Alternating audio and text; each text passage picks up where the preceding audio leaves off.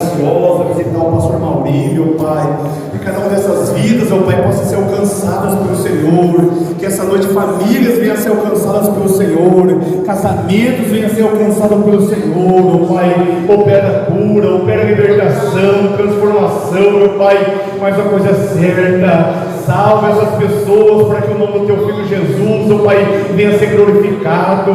Salve essas pessoas, ó Pai, cada vez mais e mais, ó Pai. Nós te pedimos essa noite, crendo na resposta, crendo no milagre, em nome de Jesus. Amém.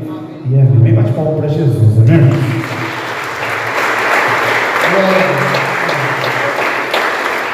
Irmãos, aproveitando que os irmãos estão em pé, abra comigo a sua Bíblia no Evangelho de João, capítulo de número 15. Evangelho de João, capítulo 15.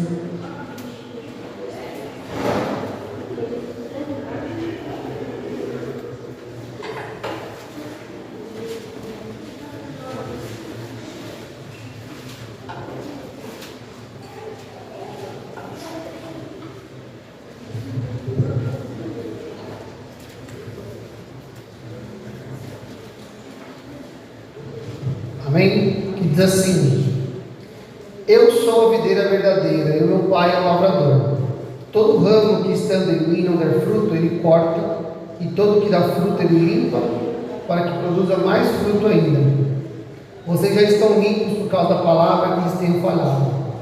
Permaneçam em mim, e eu permanecerei em vocês, como o ramo não pode produzir fruto de si mesmo, se não permanecer na videira. Assim vocês não podem dar fruto, se não permanecerem em mim. Vamos orar mais uma vez, irmãos? Pai, em nome de Jesus, nós oramos diante da tua palavra. A nossa oração é que o Senhor nos ajude a entender a tua palavra, aplicá-la de todo o nosso coração. Que o Senhor, através do teu Espírito Santo, aplique essa verdade em nós, e pela graça nós possamos sair daqui fortalecidos, encorajados, limpos por essa mesma palavra e fortalecidos para a glória do nosso Deus, em nome de Jesus. Amém. Amém. Os irmãos podem se sentar, queridos?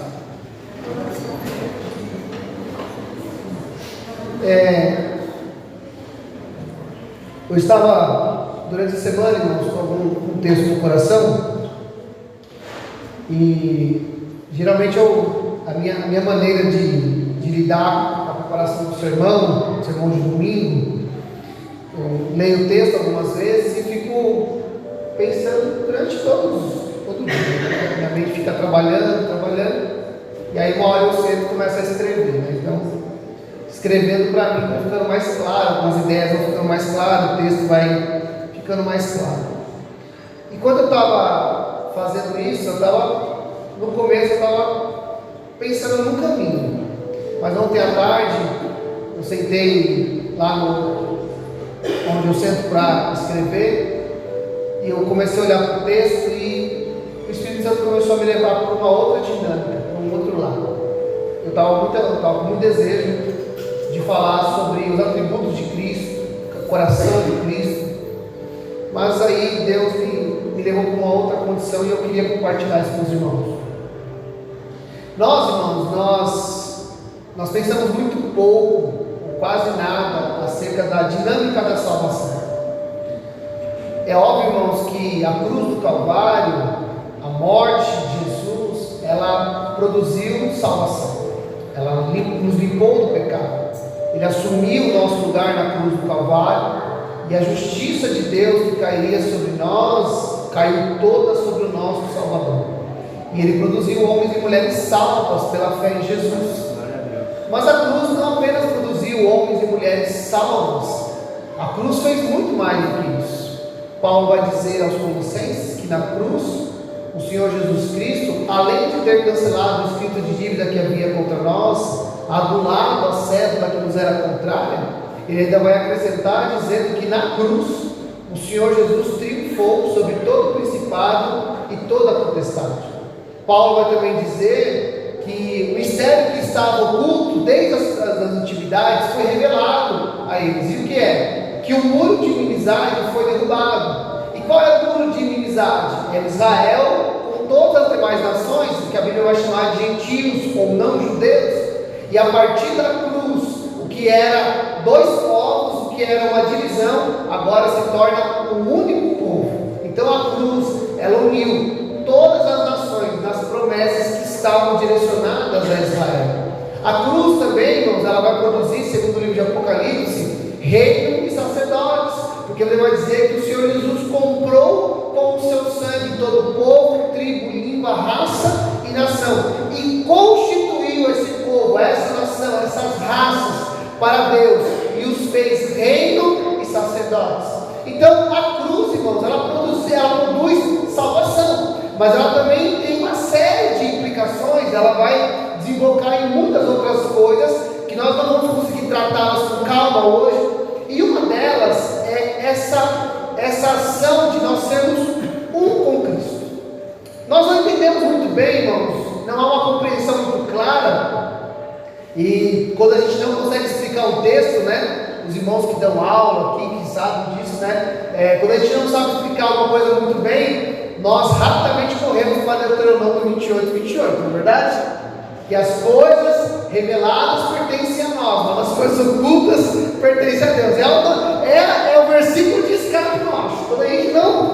Quando alguém fala assim, me explica a Trindade, a gente fala, irmãos, Deuteronômio 28. A gente crê que são três, são individuais, mas eles são um. E, irmãos, é uma dificuldade de a gente explicar o que é a Trindade. Tem um livro de um pastor batista chamado Jonas Madureira. Ele fala um livro chamado Inteligência Humilhada, e ele vai explicar nesse livro coisas que a Bíblia fala sobre Deus, de ações de Deus, mas que nós não conseguimos entender com perfeição. Quer ver uma coisa, irmãos, que nós não conseguimos explicar exatamente como é? Vida eterna. Porque vida eterna, irmãos, não é nunca mais morrer. Vida eterna é muito mais do que isso. Porque não é que você não vai morrer mais, não é porque você vai ter um ponto final, não é. Vida eterna é plenitude em tudo, é plenitude de alegria, é plenitude de paz. Você consegue imaginar, irmão, você conseguir viver o resto da vida, que não é resto, é toda a vida. Por isso que eu falo que a gente explicar, e você nunca vai sentir medo, dor, tristeza. Isso é uma coisa que a gente não consegue explicar, porque vai muito além do nosso pensamento, é mais do que as palavras conseguem dizer. Então, quando nós pensamos sobre isso, nós entendemos que nós estamos em Jesus, Jesus está em nós. Mas como que a gente vai explicar esse processo? Porque se nós olharmos, irmãos, Deus é o maior ser que existe. É o maior ser que existe. Ele é o único ser, que é onisciente, conhece todas as coisas, é onipresente, está em todo lugar, e é onipotente, ele pode todas as coisas. Ele é único, não existe nenhum ser, seja no campo visível ou invisível, seja nessa terra ou em qualquer outro lugar, não existe, irmão, ninguém é igual ao nosso Deus. Ele é único, ele é soberano, ele é poderoso. Isaías, na visão do capítulo 6, vai dizer que o Senhor está assentado no alto e sublime trono. Significa que acima de Deus não tem nada, irmãos. Não tem nada acima de Deus. Acima de nós tem o céu, tem a atmosfera, tem a Via Láctea. Acima do homem sempre tem alguma coisa. Acima do céu sempre tem alguém. Mas acima de Deus não. Ele é a última extensa de toda a criação, de tudo que existe. E ele é muito grande, ele é muito poderoso, ele é enorme. Mesmo assim, ele habita dentro de nós. A Bíblia vai dizer, irmão, sabe por que se você pergunta para um crente convicto, né? Não é o crente que fica na dúvida, mas o crente convicto, você fala para ele assim, se você morrer hoje, quando você vai? Para o céu. Agora deixa eu perguntar uma coisa para os irmãos. Quantos irmãos receberam o Senhor Jesus, entregaram a vida, creram em Jesus? Os irmãos receberam algum contrato? Escrito? Veio um diácono, uma diaconisa, um presbítero, um pastor, falou, está aqui, ó. Aqui está a sua escritura do céu. Quando você morrer, guarda no bolso, hein? Quando você morrer, quando você bater lá na porta, lá, o tio Pedro vai te receber, você vai mostrar a escritura. Vocês ganharam esse negócio? Alguém ganhou? Vocês não ganharam? É sério isso? certeza? Não ganhamos. Mas por que a gente fala que a gente é salvo? Porque a Bíblia vai dizer, irmãos, que nós recebemos como garantia, como penhor do Espírito Santo. Todo mundo sabe como é que funciona a penhor, não é? Nós entregamos um bem, nós entregamos um valor, dizendo o seguinte: olha, eu estou entregando esse valor agora para garantir o que eu vou fazer depois. Então, geralmente a gente vai lá e dá um cheque calção, a gente dá alguma coisa, ou a gente amarra alguma coisa na negociação para dizer: eu vou concretizar o negócio, é a garantia de que eu vou até o final. Então, quando Deus nos salvou, quando nós cremos em Jesus, o que acontece? Nós recebemos o Espírito, e o Espírito Santo diz o seguinte: ele está em nós, e é Deus dizendo: olha, o Espírito está agora, e ele é a garantia que no dia que você vier me encontrar, você é salvo. Eu vou terminar a obra, porque aquele que começou a obra, ele vai terminar até o dia do Senhor. Mas a verdade é que nós não sabemos muito bem como funciona isso, nós só sabemos que isso acontece. Algumas pessoas ficam sempre na dúvida: pastor, mas onde que ele fica? Ele fica no meu coração, ele fica na minha mente, ele fica na minha alma? Irmão, eu não sei. Eu não tenho vergonha nenhuma de dizer isso que eu não sei. Mas a Bíblia diz que ele mora em mim e ele mora. A Bíblia diz que ele habita. Aonde ele está aqui dentro de si, irmão, eu não sei dizer exatamente não. Mas eu sei de uma coisa: ele habita em mim, ele mora na minha vida. E essa dinâmica da unidade, irmãos, embora a gente não compreenda ela muito bem, a gente não tem as palavras exatas, mas a gente sabe que ela existe, ela vai produzir coisas riquíssimas em nossa vida. E o texto que eu estava olhando é o texto de Mateus 9. Mateus 9, lá no finalzinho, se os irmãos olharem o texto de Mateus 9, ele vai fazer uma série de descrições e relatos sobre curas, milagres, palavras. É no capítulo 9 que Jesus ressuscita a filha do Jairo, no capítulo 9 que Jesus extingue um fluxo de sangue de 12 anos de uma mulher que ficou pobre, que perdeu todos os recursos por conta da enfermidade. Mateus 9 que vai ter o chamado de Mateus, né, o homem mais odiado, um dos mais odiados dos judeus, é chamado para andar com Jesus. Por causa da profissão dele, era um coletor de impostos, era judeu, cobrando de judeu dinheiro para matar os romanos. Então era um homem muito odiado, ele é chamado. Então, esse texto, irmãos, são vários registros, relatos de milagres, de cura, de chamados de Jesus, das ações de Jesus. E lá no finalzinho, lá no final, a Bíblia vai dizer que o Senhor Jesus andou em todas as cidades, e ele pregou em todas as aldeias, e ele entrou nas sinagogas anunciando o reino de Deus e pregando a palavra. E a Bíblia vai dizer que Jesus, ele curava todos os doentes e todos os enfermos. E quando você vai procurar a origem da palavra, quando a Bíblia vai dizer que ele andou em toda a cidade, essa palavra no grego ela é polis.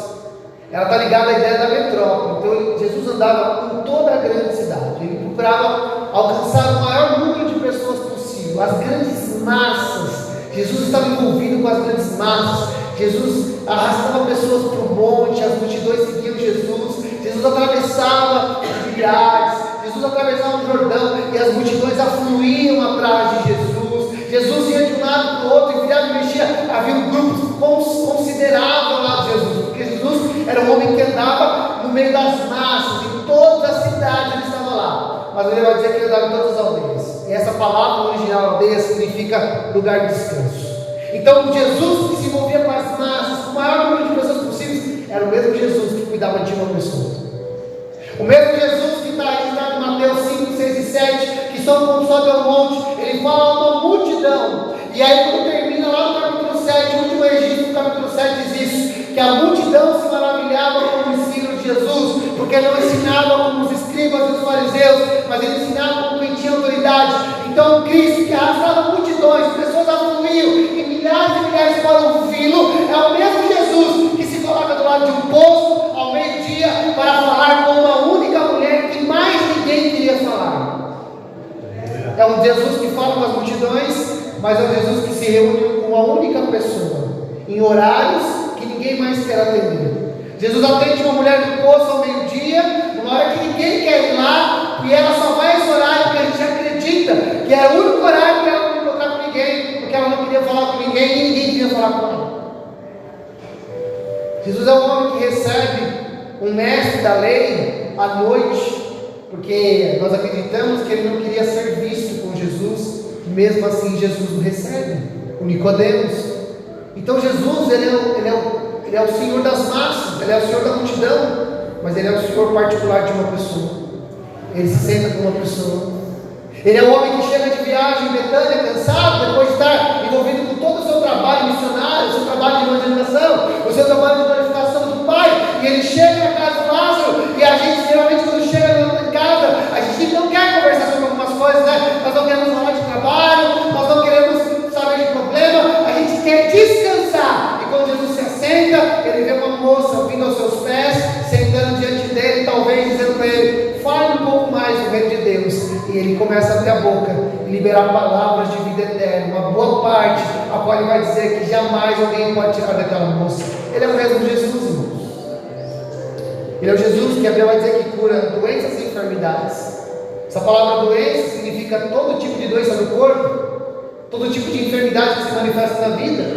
A palavra enfermidade aqui, ela está ligada à fraqueza, e é óbvio que pode ser uma fraqueza por causa de uma doença, mas nós sabemos, irmãos, que as nossas fraquezas nem sempre são só de doenças. Às vezes é uma questão da emoção, nós nos sentimos debilitados, enfraquecidos, e esse é o Jesus, irmãos, que não curou um tipo de enfermidade, mas ele curou todas as enfermidades. Ele não levantou um caído, ele levantou todo tipo de gente caída. Esse é o nosso Jesus. E a Bíblia vai dizer que Jesus olha aquela multidão, vindo até Jesus, vindo até ele. E ele olha aquela multidão, e é exatamente isso que eu quero dizer. Ele olha para aquela multidão e ele se compadece daquela multidão. Por quê? Porque a Bíblia vai dizer que ele olha e se compadece, porque aquela multidão, ela está cansada, e aquela multidão está exausta, porque eles são como ovelhas que não têm pastor. E embora Mateus registre o coração de Jesus no final das ações, nós conseguimos entender que Jesus só era quem ele era e fazia o que ele fazia por causa do seu coração. Agora, irmãos, permita-me entrar na aplicação dessa mensagem. Por quê? Nós, a igreja do Senhor, ela é o corpo de Cristo. Nós somos o corpo de Cristo. Volto a dizer, embora nós possamos não entender exatamente a dinâmica de como isso acontece, mas nós sabemos pela palavra que nós somos o corpo de Cristo. Essa expressão de corpo, essa analogia que Paulo vai usar, ele vai usar na carta aos Romanos, ele vai usar na carta aos Efésios, ele vai usar na carta aos Coríntios. Ele vai sempre estar dizendo que nós somos o corpo de Cristo. Agora, olhe comigo, 1 Coríntios 12, ele vai dizer assim: porque assim como o corpo é um, tem muitos membros, e todos os membros, sendo mesmo muitos, constituem um só corpo, assim também é com respeito a Cristo. O que ele está dizendo? Olha, um corpo tem muitos membros. Nós conseguimos entender a funcionalidade, a individualidade de cada membro, mas eles são um corpo. Assim também somos nós. Nós somos muitos. Nós conseguimos identificar as individualidades, as particularidades, mas a verdade é que nós somos um. Nós somos um corpo. Irmãos, às vezes nós podemos criar a ideia errada. Eu e você podemos criar a ideia errada que nós nos reunimos aqui para prestar o nosso culto a Deus. Não é. Você não veio aqui para prestar um culto a Deus sozinho. Não é o seu culto, é o nosso culto. Não é o seu louvor, é o nosso louvor. E a gente às vezes acha que o culto ele começa quando o dirigente ou o irmão, o obreiro que vai iniciar o culto vai dizer: irmão, vamos iniciar o culto. Aí o culto começa. É como se ele acreditasse que Deus estava dizendo assim: olha, vamos lá, vai começar o culto, vamos ver como eles vão entregar danos. Eu quero dizer para os irmãos que o nosso culto não começa. Quando o nosso diácono chega, o nosso diácono já começa, chega para abrir a igreja, o culto já começou. Quando nossos irmãos da música chegam aqui e começam a afinar os instrumentos, escolher os louvores e começar a se ajustar, o culto já começou. Quando os nossos irmãos da equipe de mídia, mesa de som, os irmãos que colocam as letras aqui para a gente, eles estão ali separando as letras, colocando ali, organizando os programas, o culto já começou. Quando nós entramos aqui e dobramos o nosso joelho e começamos a orar antes da palavra inicial, o culto já começou. Significa, irmãos, que tudo que nós fazemos é o culto a Deus. Desde a hora que nós chegamos, desde a hora que alguém vira a chave da porta, o culto começou. Eu digo ainda mais, o culto não começou apenas ali, o culto começou na sua casa, na minha casa. Quando a gente vamos à casa do Senhor, e a gente começa a separar nossa roupa, a pegar a nossa Bíblia, a falar, mas não vamos, pessoal, tem que chegar para lá, não, porque nós vamos cultuar a Deus, porque ali já tem um coração desejoso pelo Senhor, e o culto começou lá na sua casa. Mas não é o seu culto, não é o meu culto, é o nosso culto. A gente, cada um faz uma parte, se junta aqui, a gente faz um grande pacote e entrega a Deus, porque nós somos um corpo em Cristo. Um corpo. Então, embora a gente consiga identificar o pregador, o músico, quem canta, os irmãos que estão lá cuidando da diaconia, nas portas, auxiliando os irmãos, a gente consegue identificar essas figuras, mas não é um serviço celular. Tudo isso é um culto a Deus. Tudo isso é a igreja adorando o Senhor. É um corpo reunido para a glória de Deus Pai. Nós somos um, irmãos. Agora, a expressão não é que a gente é um corpo. Nós não somos um corpo. Nós não somos uma unidade interligada. Nós não somos usando a nossa anatomia, membros que estão unidos. Nós não somos isso. Nós somos o corpo de Cristo. Isso é diferente. Nós não somos uma organização bem engenhosa, nós não somos uma entidade bem administrável, nós não somos assim uma empresa onde cada um faz o seu papel e está tudo certo. Não, nós não somos isso, irmão. Nós somos uma unidade e nós somos o corpo de Cristo. Paulo vai dizer que Cristo é o cabeça do corpo. Você já teve a triste infelicidade de martelar ou de cair alguma coisa em algum dos seus dedos, seja da mão, seja do pé? Já teve essa triste experiência? Levanta a mão se você já teve isso. É ruim, né? Não é ruim, mano? É ruim. Mas você sabia que quando isso acontece, a dor que você sente, você não sente no dedo, você sente na cabeça? Porque no seu corpo existem sensores nervosos, e quando alguma coisa bate, em frações de milésimos de segundo, sobe uma informação para o cérebro que o seu corpo foi atingido, e como um disparo de alerta, ele diz: então doa. O comando para doer vem do cérebro. Eu quero dizer para você nessa noite que toda dor que chega a você primeiro bateu no nosso Senhor Jesus Cristo. Que toda dor que vai chegar em você primeiro chegou no nosso Senhor Jesus Cristo, e Ele tem graça para cuidar de você e de mim. Então nós somos um corpo, nós estamos unidos com Ele. Agora perceba isso, irmãos, que é nessa dinâmica que eu quero olhar com os irmãos. Porque quando nós olhamos quem é Cristo e o que Ele fez em terra, nós olhamos esse registro de Mateus 9:37. Ele é um homem que em terra se envolveu com todo tipo de gente. Ele procurou fazer a obra de Deus no maior número possível de pessoas, mas ele também se preocupou em se tratar com pessoas. Ele é um homem que não procurou ser especialista em uma enfermidade, em um problema específico, mas ele é um homem que se colocava em intercessão e como instrumento na mão de Deus, no poder do Espírito, para lidar com todo tipo de dificuldade, deficiência e problema. E nós somos o corpo de Cristo. Agora, eu queria enfatizar isso usando um texto, que é a oração de Jesus no Evangelho de João, capítulo 17. Entenda isso, irmãos. O Evangelho de João, capítulo 15, 16, capítulo 14, 15, 16. É a última conversa de Jesus antes de ele ser pego para a crucificação. Essa fala de Jesus, nos capítulos 14 a 16, é a última conversa, na última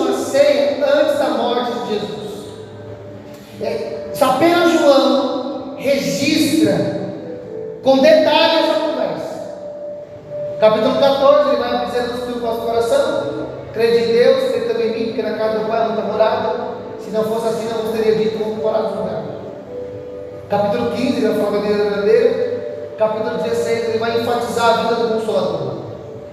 Capítulo 17, quando Jesus termina de fazer aquela conversa, as últimas orientações dos discípulos, ele vai fazer uma oração. Essa oração é conhecida como a oração sacerdotal de Jesus.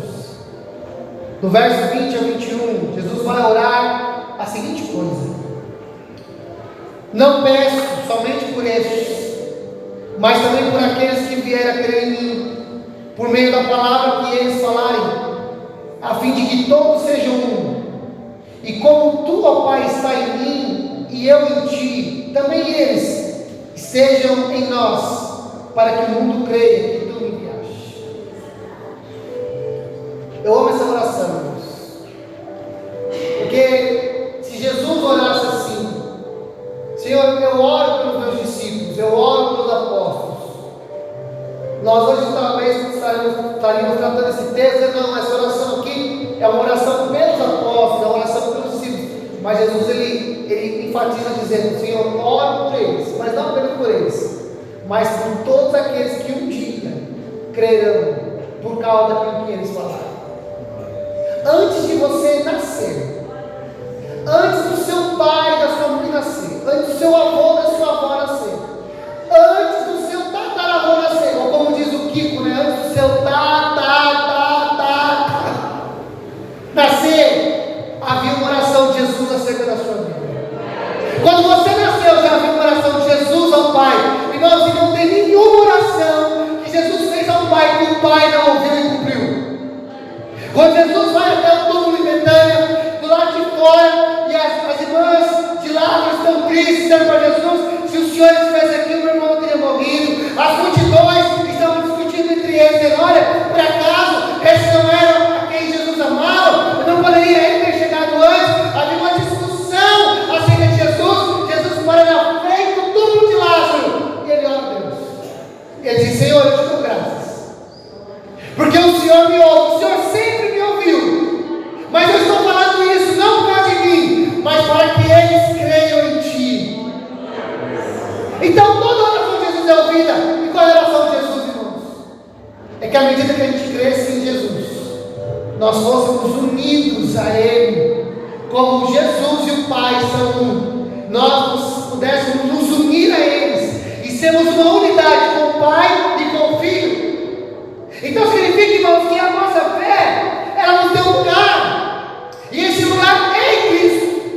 Se os irmãos abrirem capítulo 1 da primeira carta de Paulo aos Tessalonicenses, Paulo vai abrir a carta dizendo isso: graça e paz aos Tessalonicenses que estão em Deus e em Jesus Cristo, o nosso Senhor. E ele está dizendo: olha, eu estou saudando vocês que moram em Tessalônica, que residem em Tessalônica, mas eu quero dizer para vocês, vocês não estão apenas em Tessalônica, a naturalidade de vocês não é apenas a cidade de Tessalônica, vocês estão em Deus e vocês estão em Jesus. A nossa vida está guardada no Pai, no Filho e no Espírito, irmãos.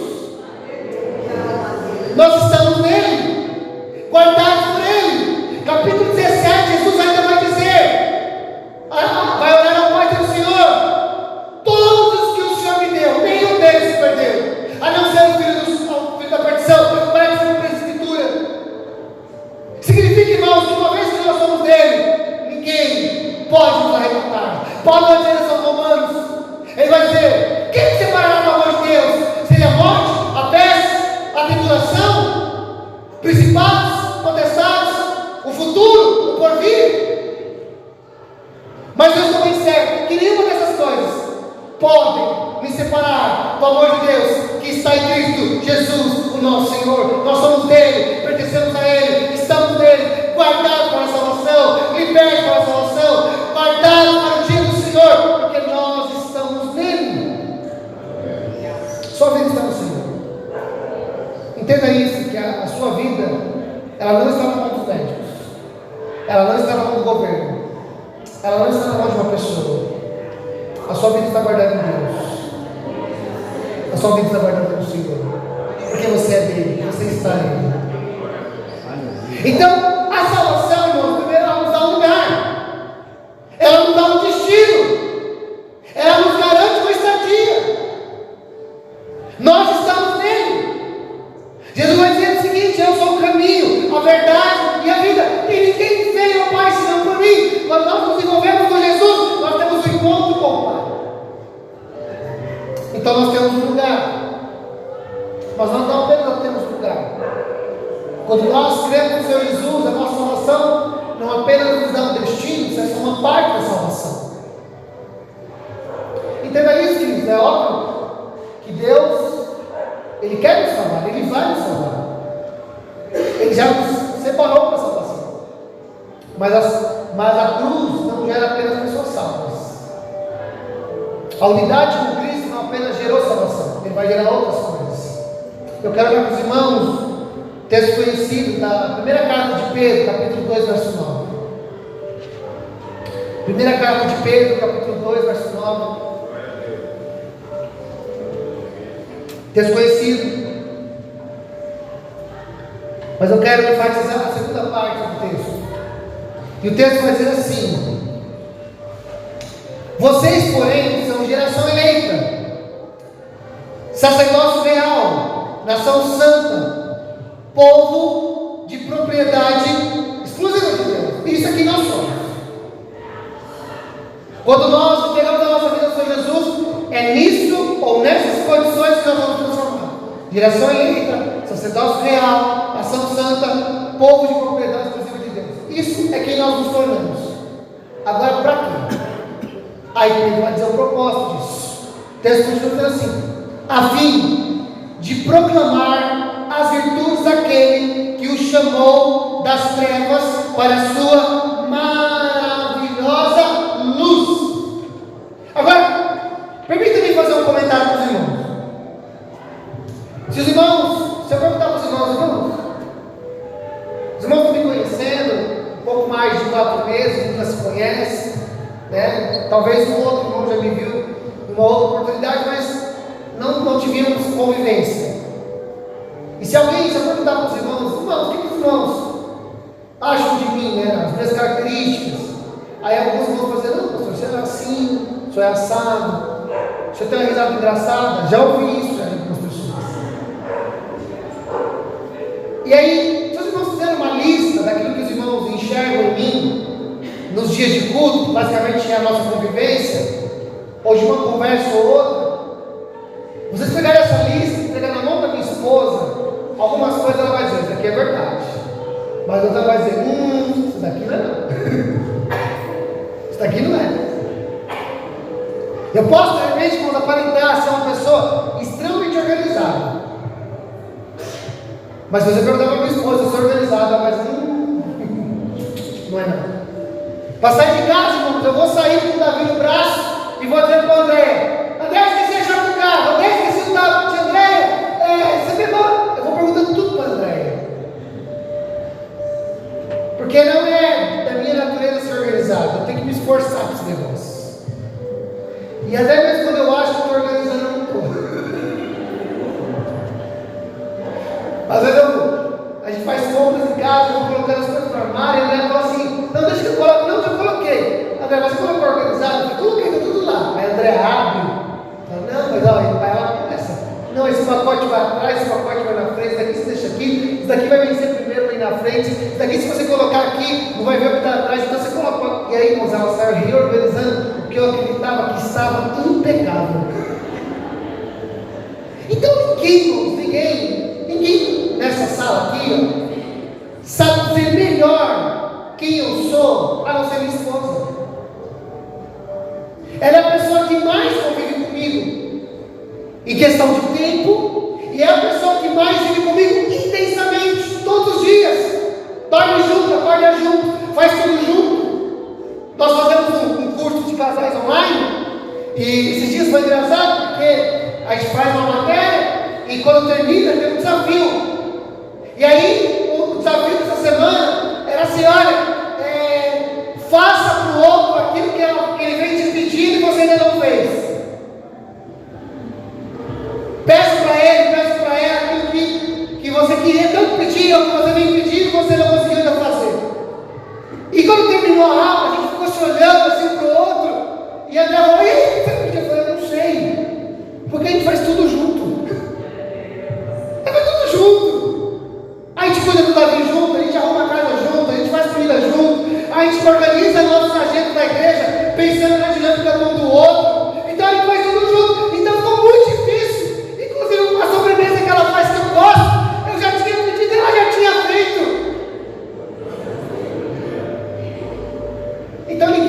conhece melhor que minha esposa.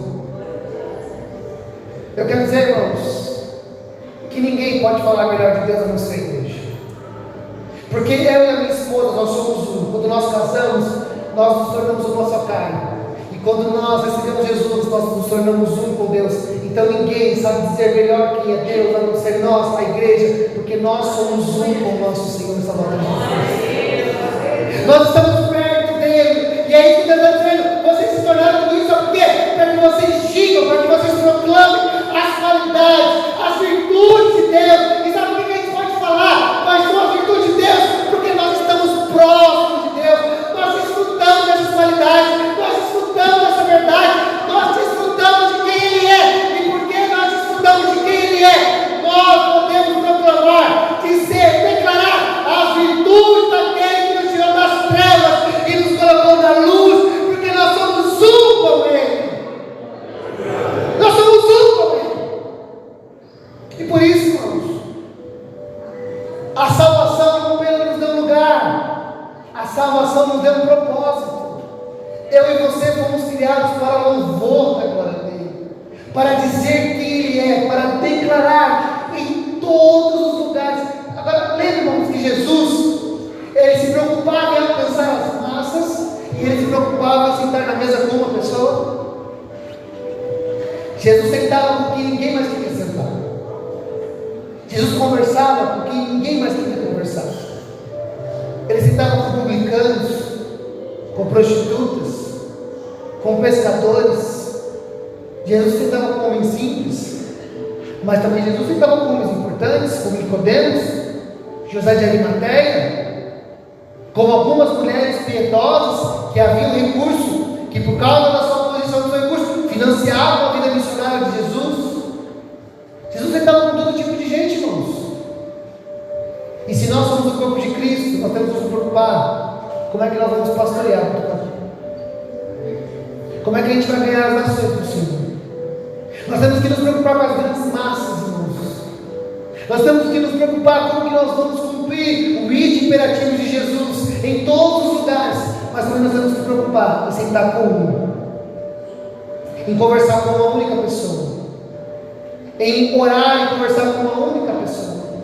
Nós nos preocupamos em fazer o máximo para atingir o máximo de pessoas possíveis, mas também nós nos preocupamos em sentar com uma pessoa na mesa e conversar com uma pessoa, porque uma pessoa é importante para Deus. Porque esse é o nosso Senhor Jesus, e nós somos o corpo desse Cristo, que se envolve com as multidões, mas se envolve com um. Agora, eu quero chegar naquilo que eu entendo ser a maior dificuldade, o maior desafio nosso como igreja. E essa noite, irmãos, ela é uma palavra bem direcionada.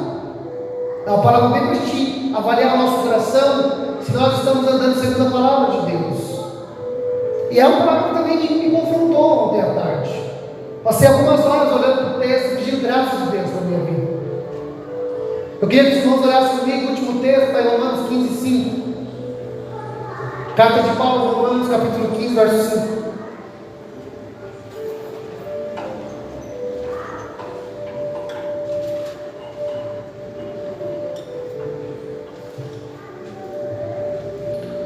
O texto vai dizer o seguinte: ora, o Deus da paciência e da consolação lhes conceda o mesmo modo de pensar, algumas traduções de sentir, de uns para com os outros, segundo Cristo Jesus.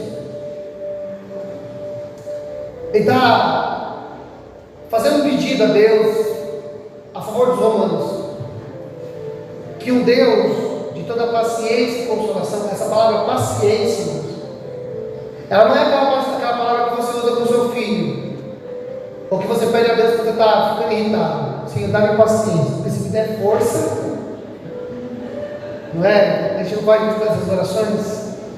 O Senhor me dá paciência, não me dá força, me dá paciência. Mas essa palavra paciência, ela quer dizer estabilidade, continuidade, foco, estabilidade, ela continua no caminho.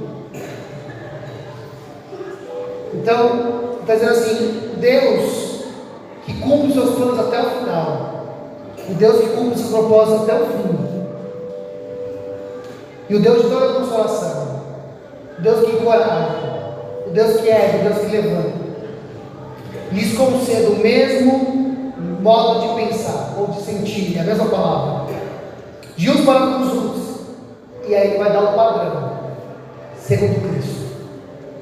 Então, irmãos, entenda isso, que o padrão da minha vida, o padrão da minha continuidade, da minha firmeza no chamado, da minha continuidade na vida cristã, ou o padrão da minha vida de ajudar o próximo, de encorajar alguém, não é o padrão do irmão que está do meu lado, não é o padrão do pregador da internet, não é o padrão daquela pessoa que você conhece. O padrão é Cristo, segundo Cristo, o padrão é Ele.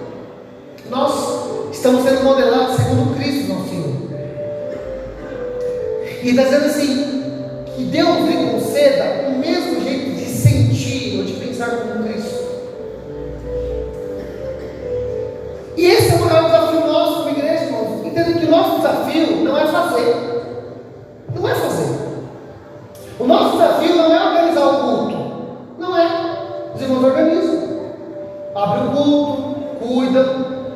Os diáconos aqui ficam esperando eu ir embora para desligar, para fechar as coisas. O pessoal da música vem, toca, pega o instrumento.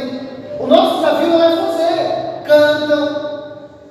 Os nossos irmãos que lideram os departamentos, organizam departamentos, organizam ensaios, separam as aulas, reúnem os grupos. Os irmãos, o nosso desafio não é esse, que embora nós devemos fazer com toda excelência. O meu desafio, irmãos, como pastor, como pregador, e os nossos desafios, irmãos, que também pregam bem, não é apenas ler o texto, explicar o texto, aplicar o texto, usar uma outra palavra, usar um outro artifício da teologia para explicar, para ensinar, trazer a palavra original, trazer o contexto da época, fazer uma aplicação. Não é usar a melhor argumentação, as melhores palavras, as melhores verbalizações. Não é. O nosso maior desafio não é esse. Embora, irmão, a gente também tem que se dedicar a isso. É óbvio que os irmãos não podem chegar aqui e eu, como pastor, eu não posso pegar o texto de forma destrambelhada e ler o texto correndo, explicar de qualquer jeito, ou não ser claro naquilo que eu estou dizendo. Eu preciso fazer o melhor, mas o meu desafio não é esse. O nosso desafio não é fazer. O nosso desafio é fazer com o mesmo coração que Jesus fazia. Glória a Deus. Esse é o nosso desafio. Porque pregar, irmãos, os irmãos sabem, eu acredito que eu não vou escandalizar ninguém. Mas os irmãos sabem que pregar, tem muito pregador bom, mas que passa o tempo eles descobrem que a vida não está certa com Deus. Arrasta massas, multidões, e aí daqui a pouquinho se levanta um escândalo, e todos eles descobrem o escândalo, sabem que ele não caiu no dia, ele caiu há 1 ano, há 2 anos, há 3 anos atrás. Infelizmente,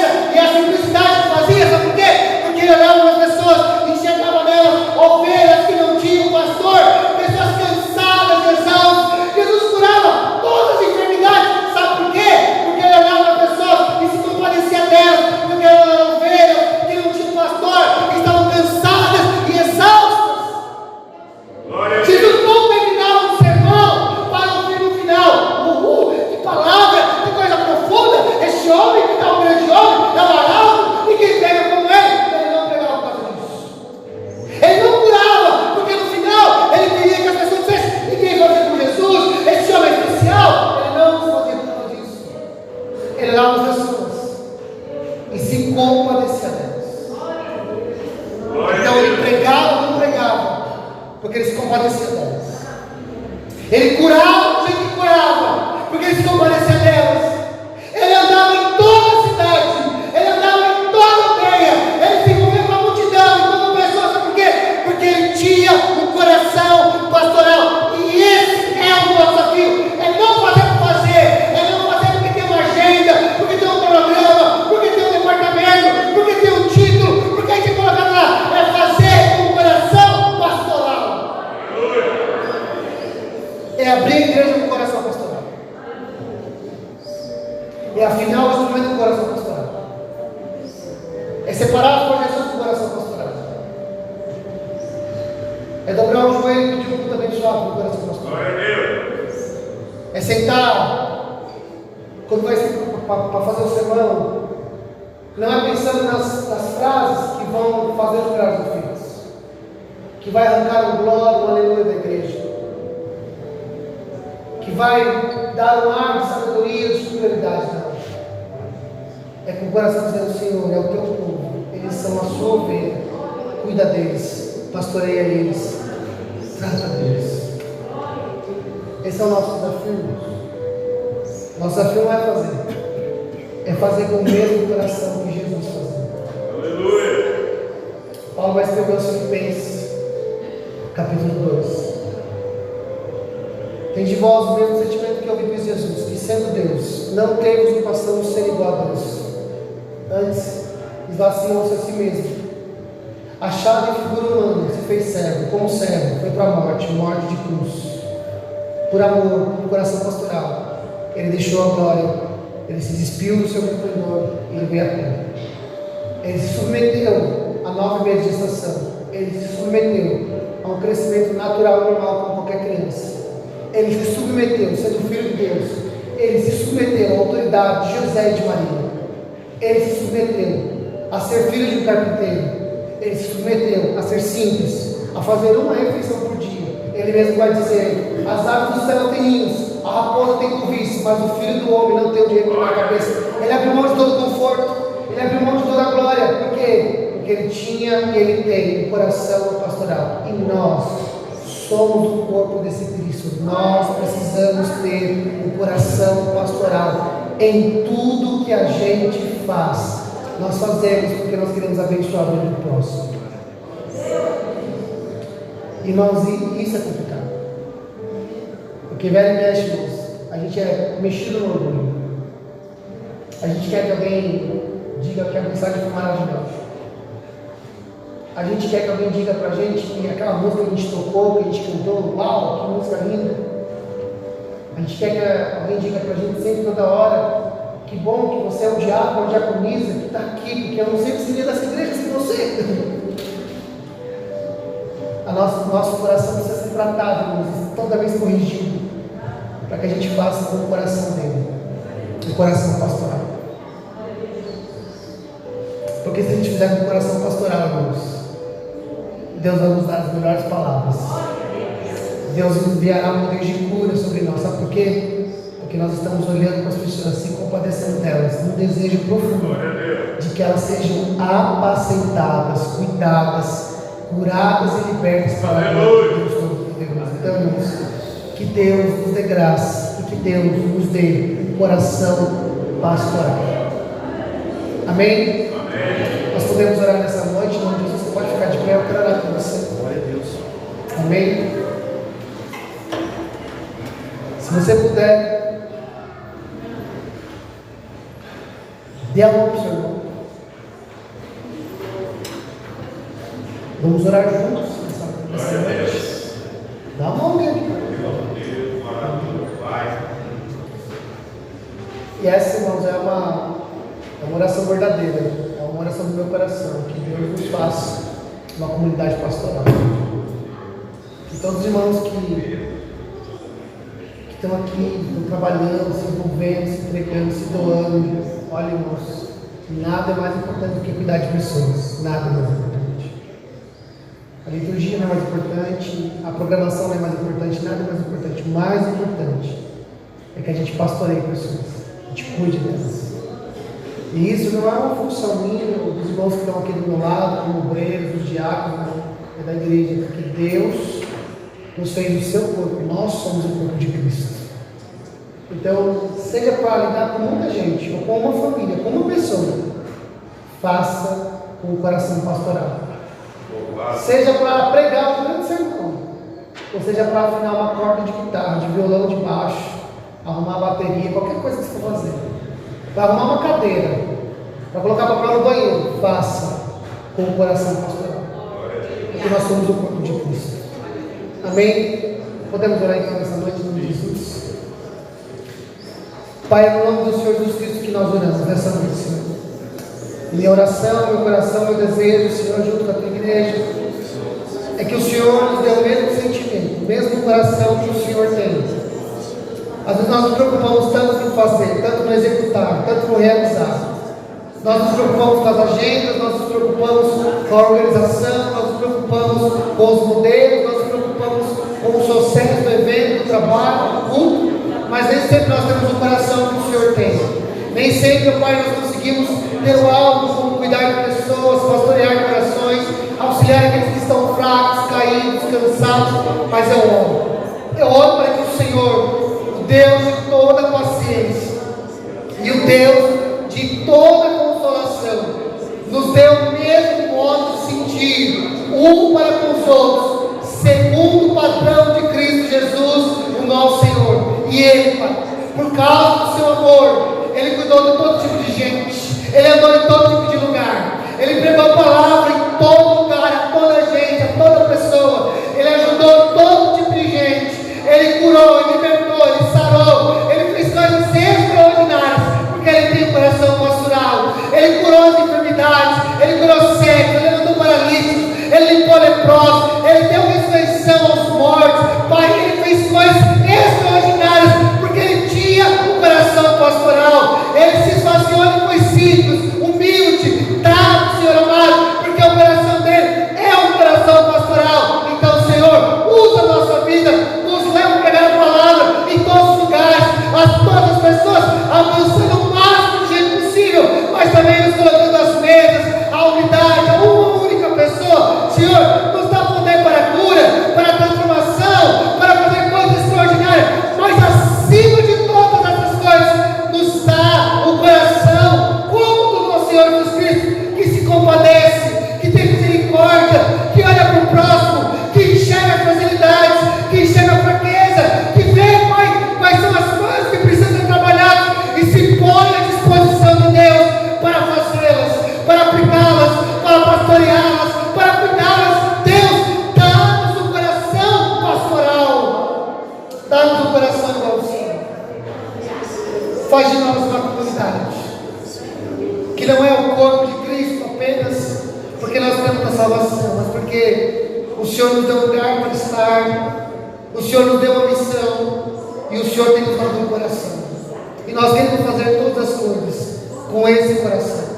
Que seja o coração da nossa equipe de obreiros, seja esse coração de todos os homens e mulheres que vierem a esse lugar para pregar, seja o coração da nossa liderança, seja o coração dos nossos membros, um coração pastoral, o desejo profundo de abraçar o necessitado, de cuidar do perdido, de fortalecer o que está fraco e de se colocar diante de Deus para cumprir todo o propósito do Pai na terra até o último dia. É a nossa oração, é o nosso pedido, é o nosso desejo diante do Senhor. Concede-nos essa graça em nome do Senhor Jesus Cristo. Amém e graças a Deus. Amém? Você pode aplaudir o Senhor bem forte, meu Deus.